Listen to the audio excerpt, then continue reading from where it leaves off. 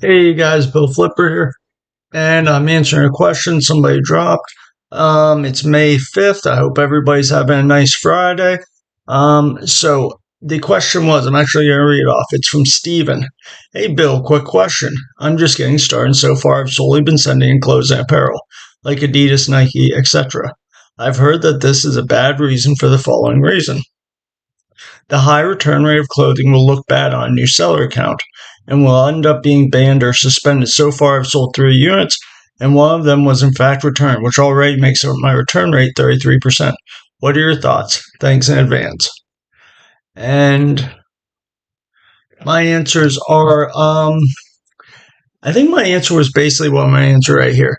That I would actually, if he can, and anyone listening, mix it up.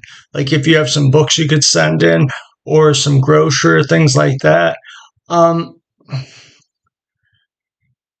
Basically, the only issue is that he's a new seller. Like return rates wouldn't really shut it down, and I'm assuming this is on the obvious answer that I'm making the assumption that he is sending in good products. It's not like he's sending in something all with the return rate would be something simple. It'd probably be put back.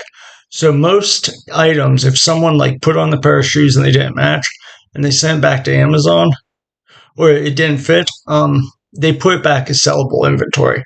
Now, if it goes and the box got destroyed in shipping, something like that, it's going to have to go unfulfillable. But that's still not your fault. It got damaged during shipping or items like that. If it's your fault where you bought a brand new white bra from Kohl's and it had a big stain on it and you send that in, that's an issue. So, like I said, my advice was to mix up the items, to maybe throw some grocery, throw some used books in, and if you did get deactivated, I think what would probably happen is you would have to just say, "Hey, it wasn't my fault. This is the clothing thing."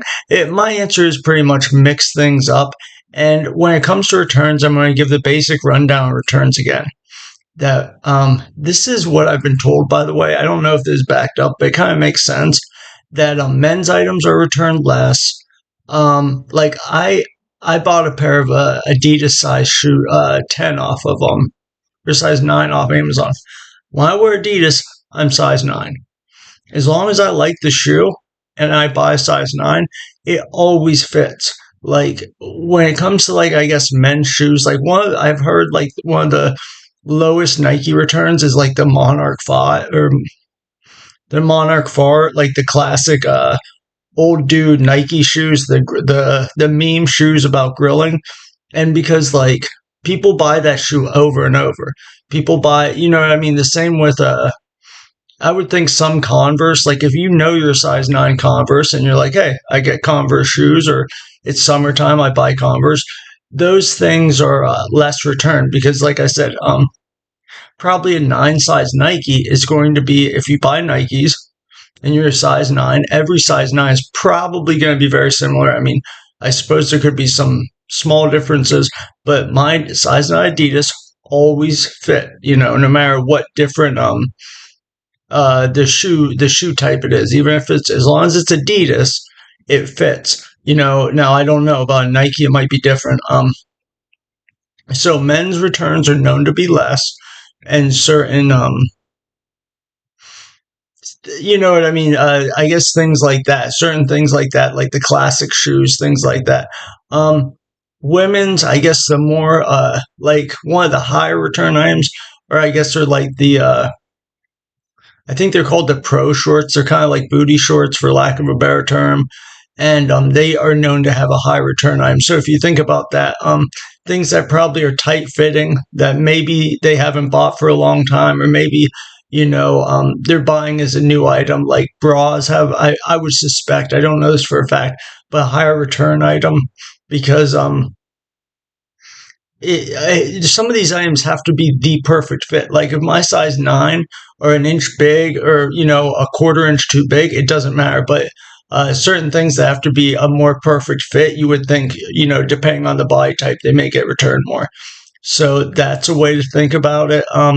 Now the thing where I still don't mind to sell bras is if I buy them at Kohl's on a 50% off sale for $4, I can take that higher return rate because I'm making $9, $10 a bra, or I'm making $5, $6 a bra, 100% ROI. So when you do these clothes items, the ROI, for me, it has to be 50% ROI for clothes minimum to deal with the return rate. Whether it's a Monarch shoe that has a low return rate, I don't care. And I know people are like, oh, so if you get a 48% ROI, you're not going to buy it. Yes, that's what I mean. I have a strict rule. If it's 50%, if I get close to that, I try to finagle at maybe at a higher price. But no, that's what it means. There is a cutoff when it comes to this because I've been burnt so many times with returns. AC Flips has a really good I think it's a reel or a short, and he explains kind of like taking, and I used to take, I'd be like, oh, like if it's a non-returnable grocery, I'll take as low as like 20% depending. That means I'll take $4 on a $20 item if I had to pay $20. And if the velocity is really high, that some of these things I kind of go with the explanation if I don't throw that in there because it's non-returnable. If they buy it, of course, if it gets smashed during delivery, they'll get the refund and things like that. But uh, grocery, personal goods, things like that are non-returnable. You don't have to really calculate the return cost in. And if they're very high velocity, like certain skincare makeups, you're going, I will happily sell 50 a month and make $200 on a non-returnable item, then try to get, 200, if you take 25% ROI on clothes, you're going to be eaten alive by returns. Even if it's a low return item, you'll still have those small numbers. And that's always my advice. 50% ROI. And you can, and like I said, by the way, if the price is right, I will still buy like products that could have a high return but the price has to be really right. It has to be a really good margin because 10-20% return rate. And again, what you can do with those items if they get returned, and they're basically, most times they get returned to inventory. If you get shoes where the box gets destroyed, you're still able to extract some profit, not profit, some of your funds back. Let's say you paid $30, $20 for a pair of sandals. Well, you can sell it on Mercari, you get $7-8 of your money back, and but it's still a pain, and you don't want to lose $12 on everything. So, but if you bought 30 pairs of sandals and you can profit, returns are part of the business. They're not anything to worry about. But so my advice to Steven is branch out a little bit, sell some non-returnables, maybe follow those numbers really closely. I mean, people love Nikes because they can be very high, clothing can be very high profits, but what comes with that is really high returns. And I don't know if I ever heard someone get deactivated for returns. I'm sure it can happen early on. IP complaints and complaint hits. So the argument here that he's heard, and which is true, is your account is so new, like mine's age. So if I got 2 or 3 IP complaints, and I'm still serious about it, I take care of those things right away. And even the thing there is also, even if you can't beat the IP complaint, one, it rolls off your account in 6 months. Always respond to it. Even if you can't beat it, show them that you take it seriously. Because if you were to get deactivated or suspended, it looks really good that, hey, every time we come to this guy with a problem, he responds, or guy or girl. So even I have an IP complaint on from Stanley. That's why I branched away. Now, I think most of those listings are safe, but I sold on one. And I got a suspected IP. I guess they're a little bit different than IP. And I respond to it like 5 times. Every few days, I put the same evidence in, and they turn it down, and they don't approve it. But the fact is, I keep trying. Maybe I'll get lucky one day, and they'll approve it. It's the only ding on my account, so I'm not too worried about it. But I still show them I'm taking it seriously. I'm trying to get this thing off. And if something were to come up in the future, they can look back. Okay, he takes this seriously. So if so people who really start, and then if they get hit with like a lot of IP complaints at once, since it's not an aged account, they can get deactivated. I have heard of that happening. So it's really important. You're always on top of your account health. Right in the app, you can go to performance. I think account health. It's good to always be on top of your feedback. To always pay attention to those Amazon emails. You know, some affect your account health, some don't, on the dings on the performance. But in my opinion, always respond to everything you can possibly respond about, try to appeal, do those things. And even if it's not perfect, just, write them a thing, say like, I always source them from legitimate suppliers, all those types of things. Be honest. I never ever, know the terms of service, obey the terms of service, especially it would be, and I know a lot of people get suspended and they get their accounts back, and a lot of times it's for something that they made some mistake here and there, and then they get the account back. I've never been suspended, knock on wood. And the reason that is, I don't take risks. I don't really, I try to know the terms of service. If I have any issues, things like the SellerAmp has an IP thing where it's like IP are known for this, and I think there's an IP checker, and also there's something called Seller Journal Greenlight where you can search it, and it has all list of the ones that are known for IP. And just because they're on that doesn't mean necessarily they will give you an IP complaint. There are lots that, like it says on SellerAmp with Lego. I've never heard of a Lego IP complaint, but if you see the red notice, and like I said, I did a video on how to watch out for those.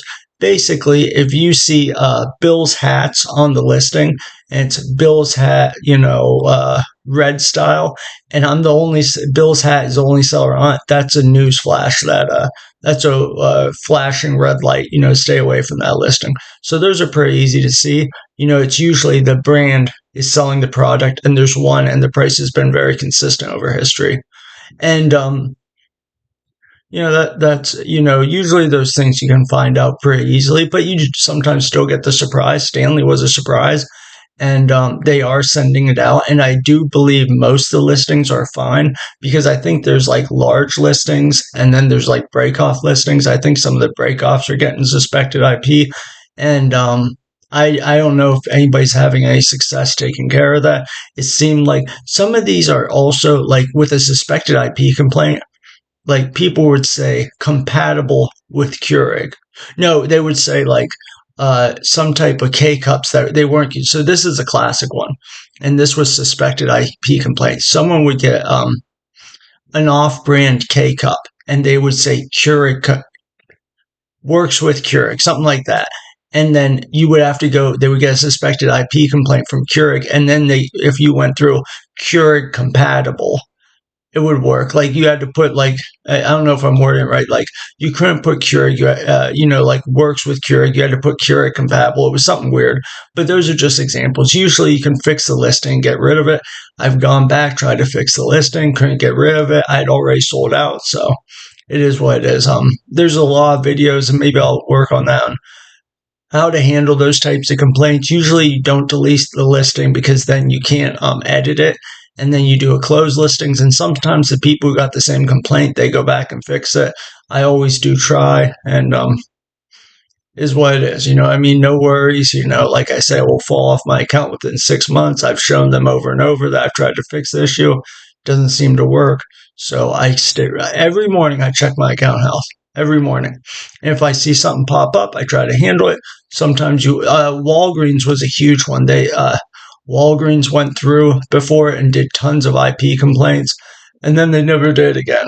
And if you just put in the receipt, they would remove them.